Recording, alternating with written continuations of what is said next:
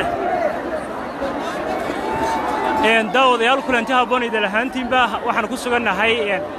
khayriyada magaalada Hargeysa halkani caawa waxay martigelisay boqolaal ruux oo reer Hargeysa oo dhalinyaro u badan rag iyo haween isku jira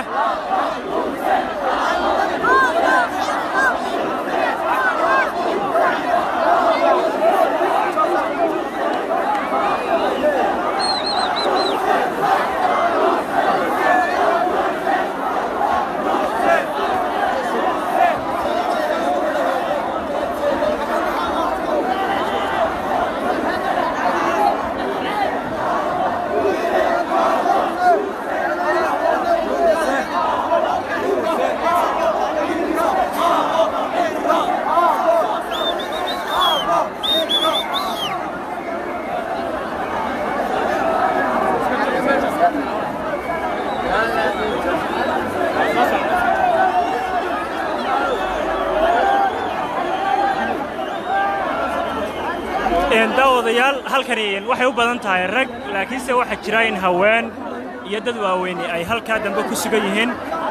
waxaad moodaa in halkan si gaar ah dadka caawa loogu ballamiyay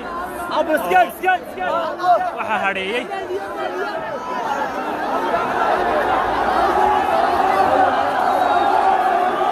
hadda halka dagaal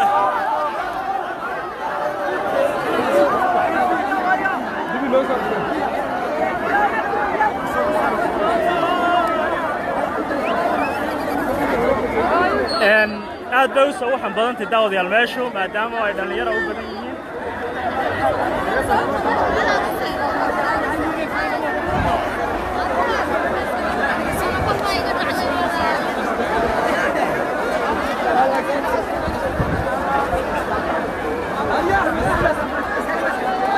daawadayaal caawa magaaladii Hargeysa waa shidan tahay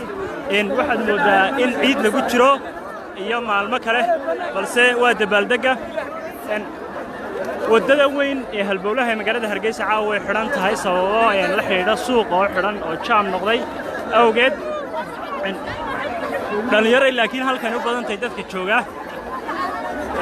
ciidanku si wanaagsan ayay loo dhaqmayaan amnigooda iyo kala dambayntooda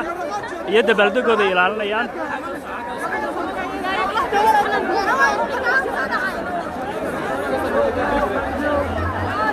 nada waxay guule